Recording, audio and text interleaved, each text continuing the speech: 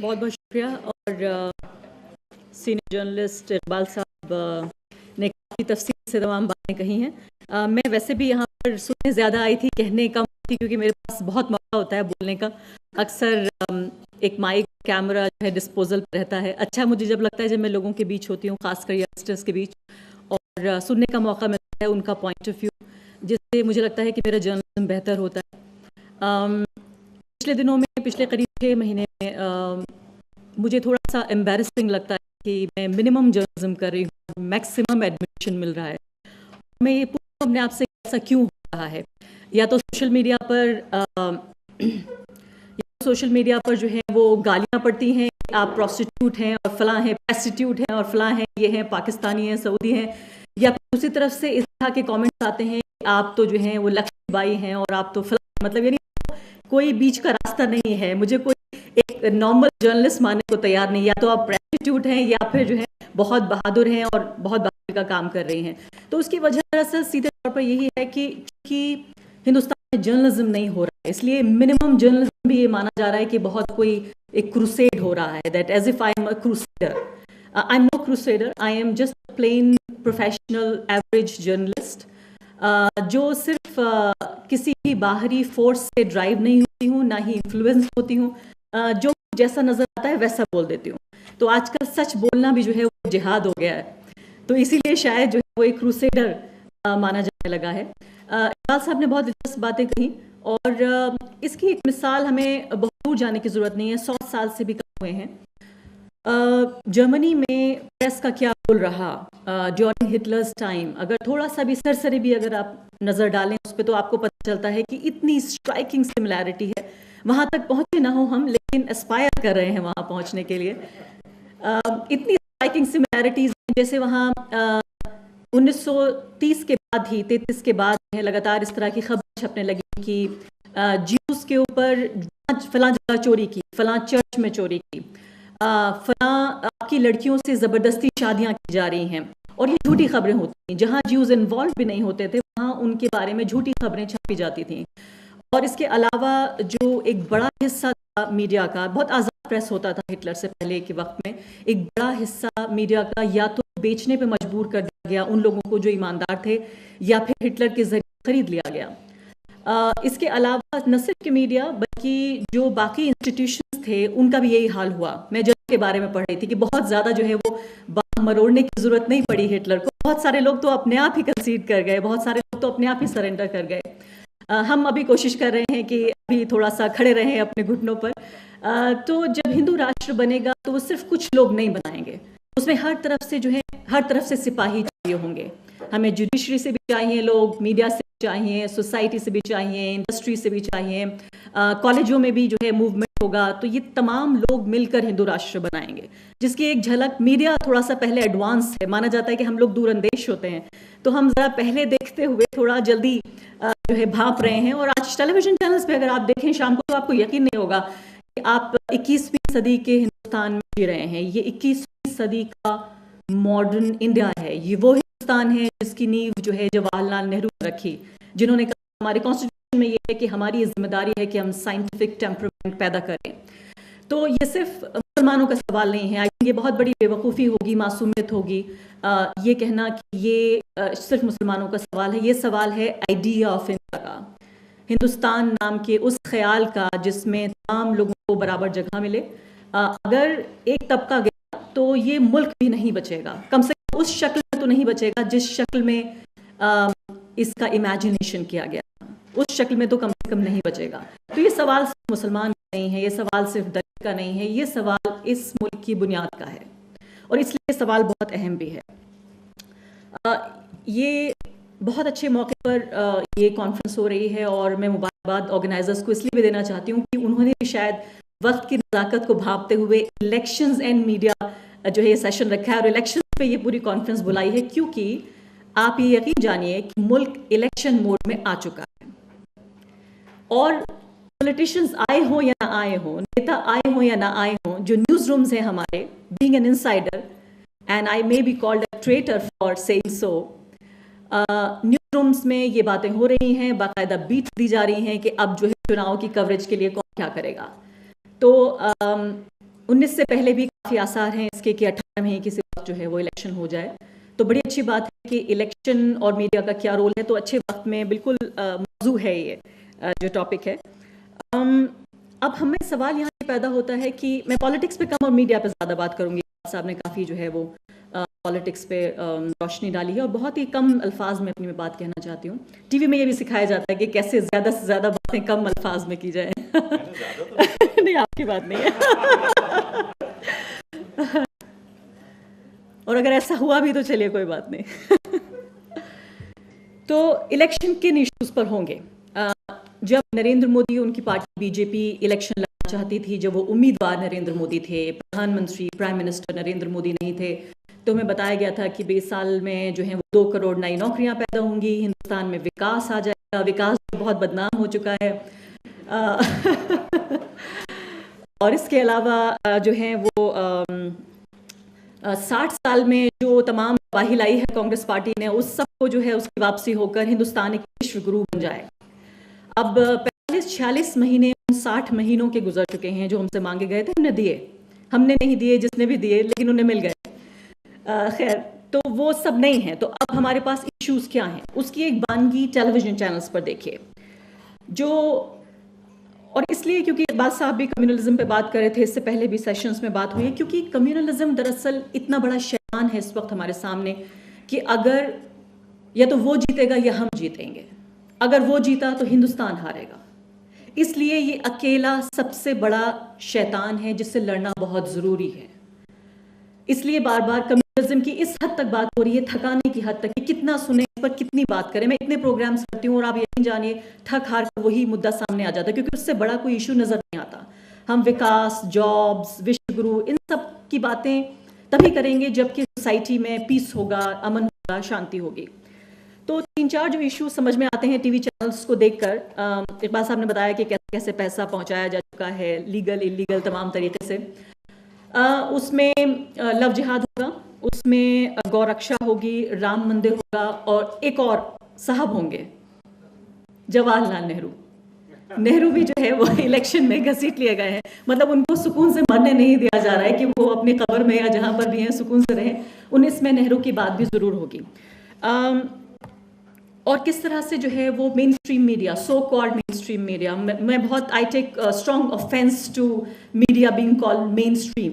मतलब आप ये सोचिए कि कोई रिप्रेजेंटेशन किसी भी इश्यूज का, दलितों के, ट्राइबल्स के, औरतों के, मुस्लिम्स के, किसानों के, मजदूरों के, किस आप तबके का नाम लीजिए, उनके इश्यूज का रिप्रेजेंटेशन नहीं है। यानी कि majority of India is not represented on Indian television and still they are called mainstream. They're just meant to protect the privileges of a very small section of Indian society. अभी कुछ दिनों पहले जिक्र हो रहा था कि जो मस्जिद है, बाबरी मस्जिद, उसको उसके आउट ऑफ कोर्ट सेटलमेंट की बात हो रही है। तो आप देखिए कि जो वोकैबुलरी जिस तरह से यूज हुई है, पहले बाबरी मस्जिद हुआ करती थी, फिर वो बाबरी मस्जिद राम जन्मभूमि हुआ, फिर जो है विवादित ढांचा बन गया, और आखिरकार राम मंदिर है। टेलीविजन की स्क्रीन्स अगर आप देखें 90 से लेकर अब तक, तो आपको पूरी वो ट्रेजेक्ट्री पता चल जाएगी। सिर्फ इस जो शब्दावली हिंदी में कहते हैं या वोकैबुलरी कहेंगे अंग्रेजी में, सिर्फ ये बाबरी मस्जिद से लेके राम मंदिर तक का जो पूरा ये कर्व है, ये आप देखें कि राम जन्मभूमि, उसके बाद विवादित ढांचा और सीधे मंदिर। अभी बात हो रही थी एक बड़े टीवी चैनल, जो बहुत तेज टीवी चैनल है, उस पर बहस हो रही थी, और बेचारे एक मासूम से दाढ़ी वाले बैठे थे। आजकल दाढ़ी वाले मुझे बहुत मासूम लगते हैं टेलीविजन चैनल पे खासकर। मेरी अक्सर पहले उनसे लड़ाई होती थी कि कितने कंजर्वेटिव लोग हैं, और लेकिन लगता है कि अब वो लड़ाई लड़ने का मौका बाद में आएगा। अभी जो है वो टीवी स्क्रीन पर जब उन्हें लताड़ा जा रहा होता है, उनसे जिस तरह के सवाल पूछे जा रहे होते हैं, बहुत मासूम लगते हैं। तो उन्होंने कहा कि भाई आप तैयार क्यों नहीं हो रहे हैं। वो भी all India Muslim personal law board के कोई नुमाइंदे बैठे हुए थे। मतलब हैरानी की बात आप ये देखिए कि all India Muslim personal law board, जो कि पर्सनल लॉज को ही जिस तरह से स्क्रूड अप किया है उन्होंने, जिस तरह से वो हमारी औरतों के खिलाफ खड़े हुए हैं, जो मैंडेट है उन्हें, वो मैंडेट तो वो पूरा कर नहीं पाए, उस मामले को तो हल कर नहीं पाए कि पर्सनल लॉज को ही प्रोटेक्ट कर पाते, या उनको ही ठीक से कुरान और कॉन्स्टिट्यूशन की रोशनी में रख पाते। अभी फिलहाल बाबरी मस्जिद के मसले भी हल करने लगे। वो इतने बड़े मसले कि जो हिंदुस्तान की शायद 3 सबसे बड़े मसाइल में से एक है, उसको all India Muslim personal law board के लोग हल करने के लिए फिलहाल मैदान में आ गए। तो वो बेचारे यूजुअल जो हैं वो अपने आर्ग्यूमेंट्स देने लगे कि कॉन्स्टिट्यूशन ऑफ इंडिया कोर्ट में मामला है। और ये भी बहुत हैरानी की बात है, जो खुशी की बात भी है, कि जो लोग शायद बहुत रिग्रेसिव, बहुत पिछड़ी सोच रखते थे, जिनका कॉन्स्टिट्यूशन में बहुत यकीन नहीं था, आजकल बहुत ज़्यादा दाढ़ी टोपी वाले भी कॉन्स्टिट्यूशन की इतनी गुहार लगा रहे हैं कि अच्छा लगता है, लेकिन हंसी भी आती है थोड़ी सी कि देखिए कि ये वक्त आ गया है कि अब जो है वो कॉन्स्टिट्यूशन को पकड़ के बैठे हुए हैं, क्योंकि लग रहा है कि और कोई सहारा नहीं है। तो ये एक तरह से एक डेस्परेशन भी है, एक खुशी की बात भी है कि इंडियन डेमोक्रेसी में और कॉन्स्टिट्यूशन में जो है फिर से यकीन पैदा हुआ। तो वो साहब ऐसा कहने लगे कि जो है वो कोर्ट में मामला है और आप ऐसे कैसे बात कर रही हैं। तो एंकर ने फरमाया, अच्छा तो आप आउट ऑफ कोर्ट सेटलमेंट के लिए तैयार नहीं हो रहे हैं, आप मंदिर नहीं बनने देंगे, इसका मतलब आप देश में शांति नहीं चाहते। इस एक पूरे सेंटेंस में कि आप मंदिर नहीं बनने देंगे, इसका मतलब आप देश में शांति नहीं चाहते। इस पूरे मुल्क की 2018 की पॉलिटिक्स, हम कहां से आए हैं, हम कहां खड़े हैं और हम कहां जा सकते हैं, इस सिर्फ एक सिंगल सेंटेंस ने पूरी पॉलिटिक्स बयान कर दी कि आज अगर आपको शांति चाहिए तो आपको क्या करना होगा। खैर, दूसरी एक बड़ी थ्योरी जो पिछले दिनों में मीडिया में नज़र आई है, जो कि फ़िलहाल इसी जो हमारा पॉलिटिकल रजीम है, जो पॉलिटिकल नरेंद्र मोदी गवर्नमेंट है, उसकी देन है, वो ये है कि अब तक हमें जो बताया गया था वो ये था कि मुस्लिम अपीजमेंट होता है, मुसलमानों का हिंदी में कहते हैं तुष्टिकरण होता है, उन्हें खुश करने की कोशिश की जाती है, कभी जो है हज सब्सिडी देकर और कभी कुछ और देकर, कभी पर्सनल लॉज देकर उनको बड़ा खुश करने की कोशिश की गई है और उनको अलग तरह का दर्जा हासिल है। ये बात पुरानी हो चुकी है। अब जो दूसरी बात है, जो नई फिलॉसफी है, जो कोशिश तो बहुत साल से की गई लेकिन इस्टेब्लिश अब हुआ है, वो है हिंदू परसिक्यूशन। न सिर्फ कि मुसलमान अपीज्ड हैं, बल्कि जो मेजॉरिटी कम्युनिटी है इस मुल्क की, उसको सताया जा रहा है। ये भी इस्टेब्लिश हो चुका है। और अफसोस की बात यह है कि हिंदू हृदय सम्राट के 4 साल के टेन्योर के बाद भी हिंदू अभी तक सताया जा रहा है।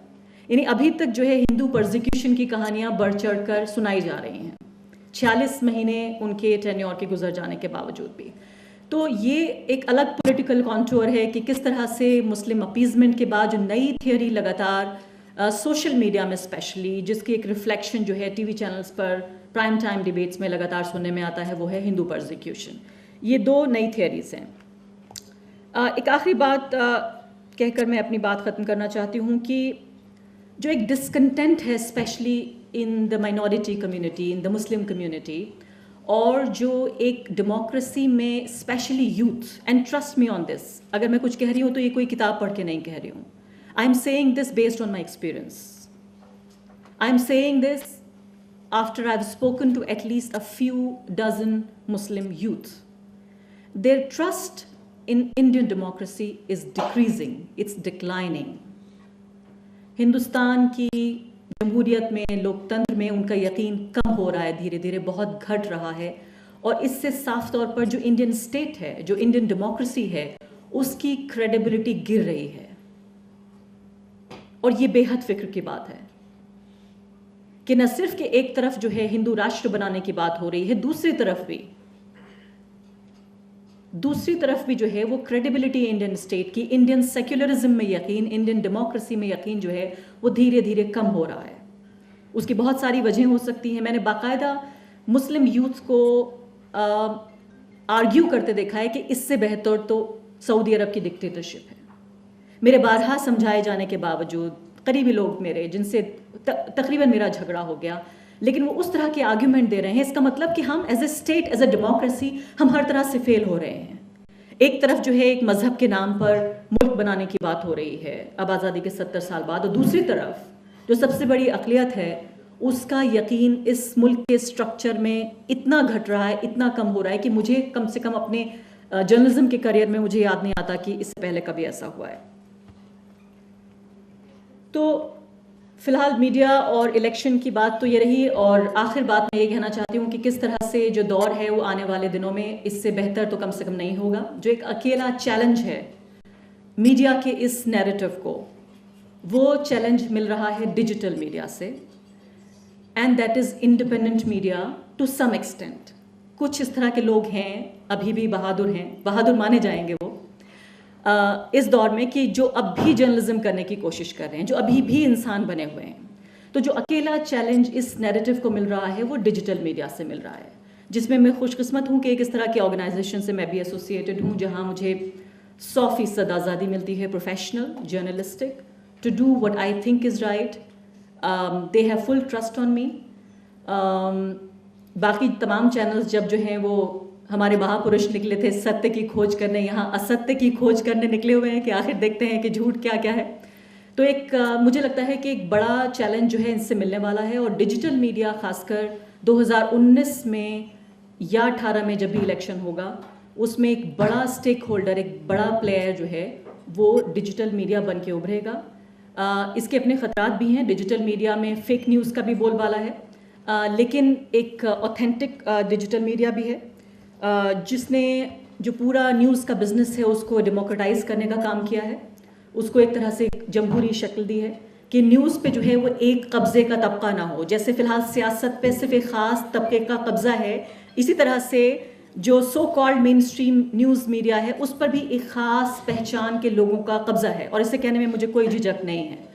इसी तरह से इस कब्ज़े को तोड़ने की ये कोशिश है कि इस तरह के नए प्लेटफॉर्म जो हैं वो बन रहे हैं, आवाज़ उठ रही है, लोगों में हिम्मत पैदा हो रही है, और उम्मीद हम ये करते हैं कि 19 का चुनाव या 18 का चुनाव जो है वो फेयर तरीके से होगा जिसमें जर्नलिस्ट भी अपना किरदार निभाएंगे। शुक्रिया।